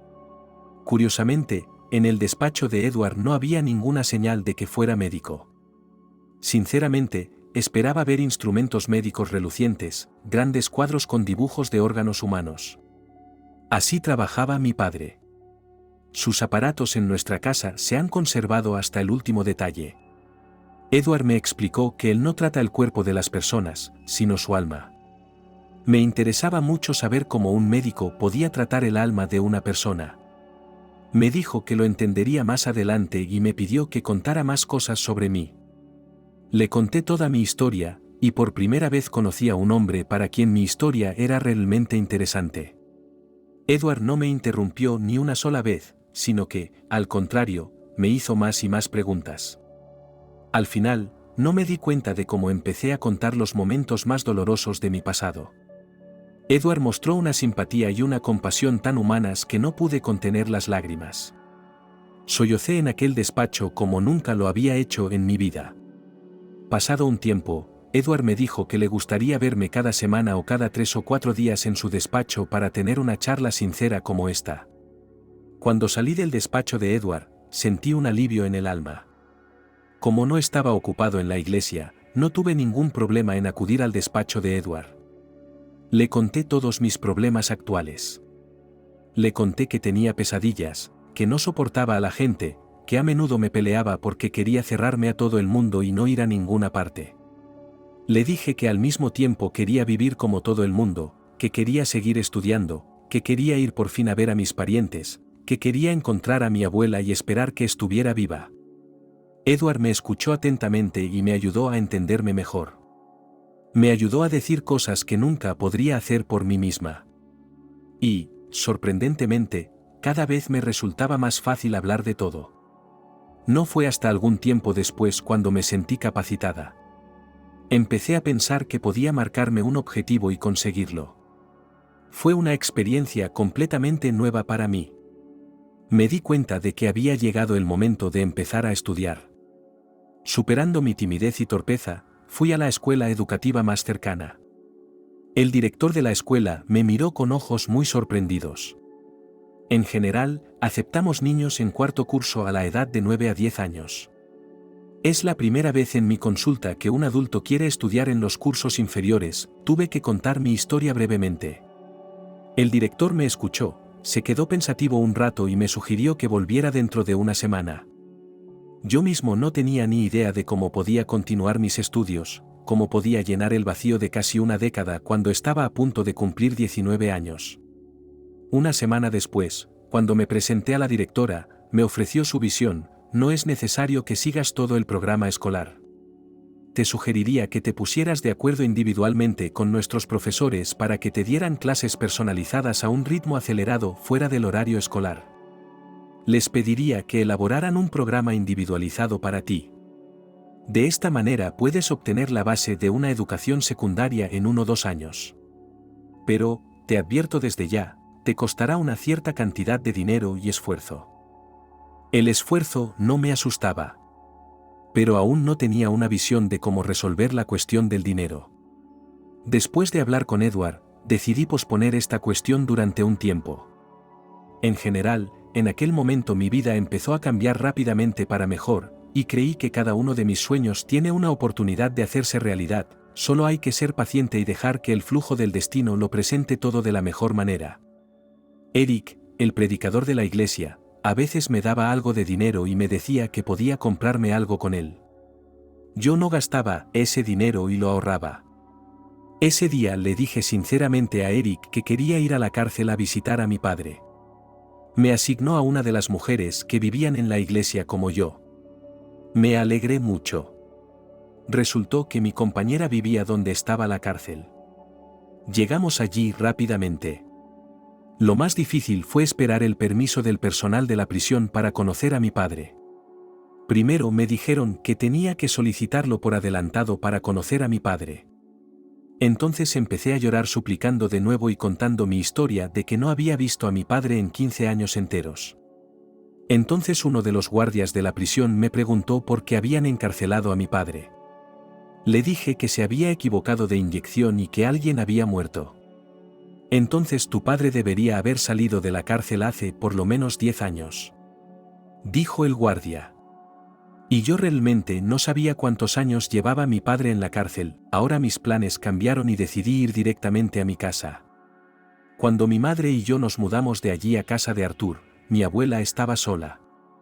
Si mi padre ya había conseguido salir de la cárcel, entonces al menos mi abuela y mi padre debían de estar viviendo en aquella casa. Durante los últimos 15 años estuve seguro de que podría encontrar la casa de mi padre con los ojos cerrados. Pero resultó que muchas cosas habían cambiado en la zona y ni siquiera podía orientarme por las calles. Mi acompañante y yo dimos muchas vueltas por las calles del pueblo. Por fin vi la antigua escuela, donde yo mismo iba al colegio. Mi casa estaba a 3 calles de la escuela. Ahora lo recordaba con exactitud. Nada había cambiado en mi casa desde entonces. Era muy vieja y parecía mucho más pequeña que cuando yo era niño. Al acercarme a la puerta de mi casa, mi expectación se vio sustituida por la duda. Delante de la puerta de mi casa, vi que la hierba estaba cubierta de maleza. Parecía como si ningún ser humano hubiera puesto un pie aquí en mucho tiempo. Golpeé la verja metálica hasta que me dolieron los brazos. El fuerte timbre que siempre me despertaba de niña ya no parecía funcionar. Me acerqué al buzón y vi dentro una pila de periódicos y revistas. Les había goteado la tinta, las páginas se habían pegado y se habían convertido en una sola masa gris. Así es como se ven los libros muy viejos en los desvanes o armarios abandonados.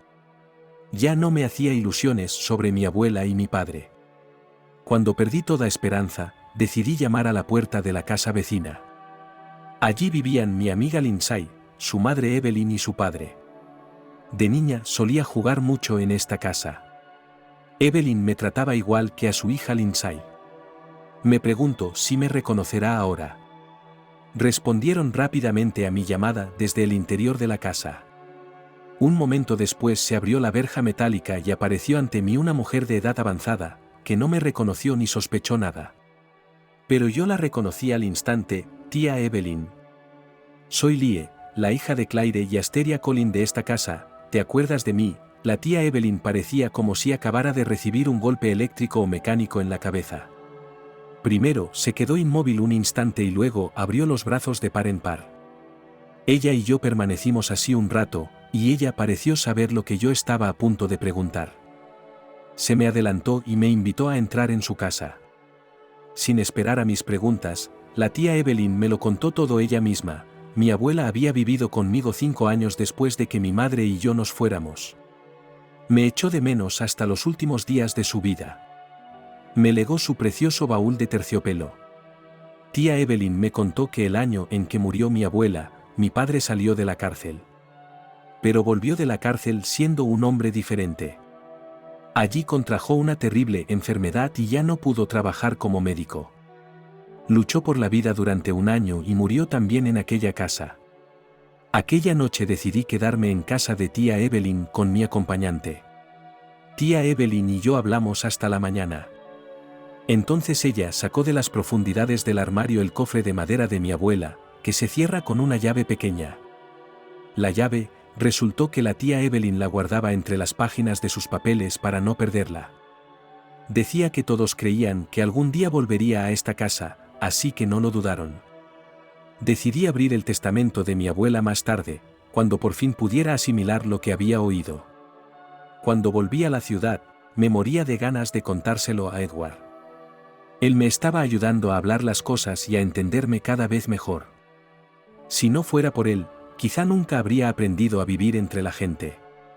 Y no habría sido capaz de encontrar a mis seres queridos, de hacer planes, de superar mis recuerdos de pesadilla, de aceptar mi dolor. Edward me ayudó a afrontar más rápidamente la nueva verdad de mi vida. Si antes había vivido soñando con ver a mi padre y a mi abuela, ahora tenía que aprender a vivir por mí misma. Más tarde encontré sus tumbas y periódicamente los visitaba allí. Inmersa en mi decepción, me había olvidado del cofre de mi abuela. Una noche, uno de mis amigos de la iglesia me lo recordó. Así que decidí abrirlo y echarle un vistazo. Estaba segura de que mi abuela me había legado sus joyas y objetos personales más queridos. De niña, había intentado enseñarme labores de aguja enseñándome todo lo que llevaba en las herramientas. En el baúl, sí, estaban realmente todas las preciadas posesiones de mi abuela. Incluso sus agujas, ganchos y dedales. Debajo había fotos suyas, fotos muy queridas para mí. También había fotos de mi padre a distintas edades, incluida su boda con mi madre. Una vez terminadas las fotos, justo al fondo del baúl había una enorme bolsa de papel grueso, sellada por todos los bordes. En el exterior ponía, para Lie Colin, y estaba firmada por mi abuela. Abrí la bolsa de papel y allí estaba la escritura de la casa de mi abuela. Había hecho testamento a mi nombre y se la había dado a un vecino. Pero eso no era todo, había un cheque bancario con los datos a mi nombre.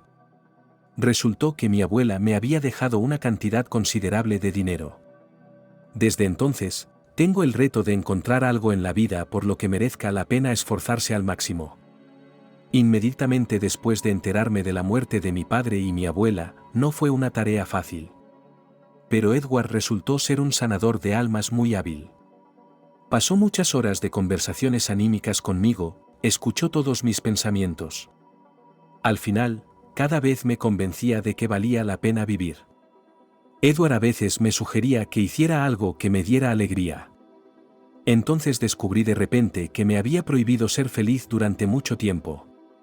Empezó bajo la influencia de Arthur y Wendy. Pero es extraño que continúe después de que hayan desaparecido de mi vida irrevocablemente. Al contar todas estas historias, Lie Colin se mostraba sorprendentemente tranquila. En algunos momentos brillaba de alegría y felicidad, en otros se enjugaba discretamente las lágrimas, pero en general permanecía imperturbable. Esto hablaba de la gran fuerza personal de la chica. Era perfectamente capaz de soportar sus propias emociones más intensas, lo que no es posible ni siquiera para cualquier persona madura. Entonces Edward me llevó una y otra vez a la cuestión de qué era lo que yo podía hacer mejor. De nuevo inesperadamente, descubrí que me gustaba enfrentarme al caos y convertirlo en armonía. Por lo tanto, podía asumir cualquier trabajo con gran celo y hacerlo como nadie. Edward y yo mantuvimos una larga discusión para encontrar una actividad que me ayudara a desarrollarme en esta dirección. Este será tu camino más corto y merecido hacia el éxito. Me repetía Edward. Así que me puse a estudiar para ser arquitecto diseñador. Pero para mí este camino no fue fácil, dado que solo tenía 3 clases de educación, y el resto lo conseguí por mi propio esfuerzo. Pero esa es otra historia. En el proceso de mi educación, mis profesores estaban muy sorprendidos de cómo yo, siendo una chica, podía entender tan inteligentemente el suelo, las rocas y los árboles. Ninguno de ellos tenía ni idea de que yo había crecido cuidando de esas cosas. Lie, ¿qué fue de tu primer amor, Romy? ¿Nunca llegaste a conocerlo?, preguntó Aizy. Oh, se me olvidó hablarte de él. Leia sonrió, su cara se iluminó al instante. Responderé a tu pregunta sobre por qué me siento agradecida a Arthur y Wendy. Recibí parte del dinero de mi abuela y pagué la matrícula de mis profesores. Me iba muy bien. Dominaba bien las lecciones y gané confianza en mis conocimientos con bastante rapidez. Luego, en una oleada de inspiración, fui a la universidad a estudiar diseño y arquitectura con grandes dificultades, pero a base de pura perseverancia, muchas cosas cambiaron en mí. Mi vida se transformó hasta volverse irreconocible. Tenía novias, amigos, profesores. Iba a la iglesia como a mi segundo hogar y vivía permanentemente en mi casa de la ciudad. Pero una cosa que permaneció constante fueron mis sentimientos por Romy. Soñaba mucho con él. Y siempre con la misma imagen: somos felices juntos, pero entre nosotros algo de vacío y distancia nos atrae el uno al otro. Y con Edward, yo vivía una vida paralela separada. Era mucho más complicado. En esa vida interior mía, en ese momento, sentía un gran odio y rabia hacia Arthur y Wendy. Quería enfrentarme a ellos y decirles todas las palabras que no había podido decir en 15 años. Un día decidí hacerlo. Me ahogaba en mi odio hacia ellos. Estaba dispuesta a hacerlos pedazos en su casa y luego dejarlo estar, pensé. Alquilé un coche en la ciudad de Arthur y me dirigí a su casa cerca del atardecer. Era principios de verano. Llegamos a las calles dolorosamente familiares y a las puertas de la casa. Pero mi taxi no pudo acercarse a la casa de Arthur porque ya había 2 coches aparcados en su puerta. Uno de ellos era un coche de policía. La verja estaba abierta de par en par. Había luces encendidas en todas las habitaciones de la casa y parecía haber mucha gente. Temía que le hubiera pasado algo a Arthur o a Wendy. Quizá no había llegado en el momento oportuno. Decidí quedarme en el taxi a ver qué pasaba. Al cabo de un rato, la gente empezó a salir de la casa de Arthur. Vi las caras de sus vecinos. Los policías subieron al coche y se marcharon. Los vecinos se fueron a sus casas. Solo quedaba un coche, con gente detrás y era imposible ver sus caras. Bajé del taxi y me acerqué. Ya estaba oscuro y casi nadie se habría fijado en mí. Pero reconocí claramente las voces. Eran las voces de Arthur y Wendy, adulando desesperadamente, jurando y asegurando a alguien su inocencia. Al instante siguiente fue como si un rayo hubiera caído sobre mi cabeza. Reconocí otra voz. No podía creer lo que oía, era la voz de mi Romy. Estupefacto por lo que oía, decidí acercarme aún más sigilosamente. Una vez cerca del coche detrás del cual hablaban aquellas personas, comprendí claramente que Romy exigía que Arthur y Wendy me encontraran inmediatamente. Ambos juraban por todos los santos que yo no estaba en su casa y que me había escapado a algún lugar hacía mucho tiempo. Romy siguió sin creerles y amenazó con que me encontraría y les castigaría por todos sus actos. Después de eso, Romy prometió a Arthur y Wendy más visitas a su casa con la policía. Luego se dirigió hacia el coche. Arthur y Wendy se escondieron detrás de la verja. Mi Romy se paró a unos metros y encendió un cigarrillo. «Romy, estoy aquí». Apenas tuve tiempo de decirlo y corrí a su encuentro. Nuestras miradas se encontraron a la luz de las farolas encendidas. Nos quedamos abrazados en la calle nocturna durante mucho tiempo. Volvíamos juntos a la ciudad de noche. Romy me contó que no era la primera vez que acudía a casa de Arthur con la policía para rescatarme de la esclavitud. Pensó que podrían haberme vendido en alguna parte o, Dios no lo quiera, haberme matado y escondido. Así que estaba inconsolable en su búsqueda. Romy me preguntó si escribiría a la policía para castigar a esa gente.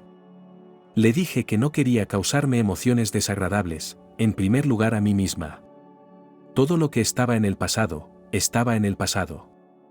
Todo lo que necesitaba, me lo llevé conmigo al futuro. Y está conmigo, en el presente. Era mi amor por Romy. Desde ese día, nunca más nos separamos. Mientras Lie pronunciaba sus últimas frases, Aizy se enjugaba discretamente las comisuras de los ojos. El productor Bob aplaudió con fuerza y dijo: «Bravo maestro, bravo». A eso me refiero, a un aumento de audiencia. Ya nos están felicitando, hemos vuelto a tener la audiencia más alta de nuestra historia en 1 hora y media y la hemos aumentado otra 1 hora y media ahora mismo. Aizy y Bob siguieron admirando sus éxitos entre ellos. Y Leia se sentía muy cansada de tanta carga emocional. Se hicieron fotos juntos para despedirse y cada uno se fue a su casa. Para entonces Leia ya se había acostumbrado a que la reconocieran a menudo por la calle. Diseñadora de arquitectos, aunque no es del mundo del espectáculo, es sorprendente que haya conseguido hacerse famosa en este campo. Si antes la conocían como una chica que ascendía misteriosamente en la escala profesional, ahora la gente la trata de forma completamente diferente. Pero, hasta que ella misma se dio cuenta. Unos días después de esa emisión, Aisy llamó: Lie, buenas tardes, necesitamos reunirnos contigo si tienes tiempo en los próximos días. ¿Qué? ¿Tus espectadores piden una continuación de la historia? Pero si no tengo nada más que contar, ya lo he contado todo. Dijo Lie, y se echó a reír. El caso es que una persona importante quiere reunirse contigo. Tiene una propuesta para ti. Me gustaría estar presente en este acontecimiento histórico, si me lo permites, Leia, dijo Aisy enigmáticamente. Me pregunto qué es eso de asignar importancia histórica. Aisy, te lo ruego, dilo como es para que pueda resolver este asunto histórico lo antes posible, dijo Leia. Este hombre es productor en una gran compañía cinematográfica. Ha oído tu historia y está muy conmovido. Quiere conocerte para obtener tu consentimiento para hacer una película sobre tu biografía, dijo Aisy. Lie Colin no intentó negarlo más. Ya que se ha recorrido un camino realmente fabuloso, ¿por qué no compartirlo con las masas? Quizá ahora alguien sienta lo mismo que una niña encerrada en una húmeda mazmorra. Con su ejemplo, Leia pudo demostrar que si se aceptan de la vida todas las pruebas que caen a la parte de una persona, el destino va corriendo hacia tal persona con sus inesperados giros a mejor.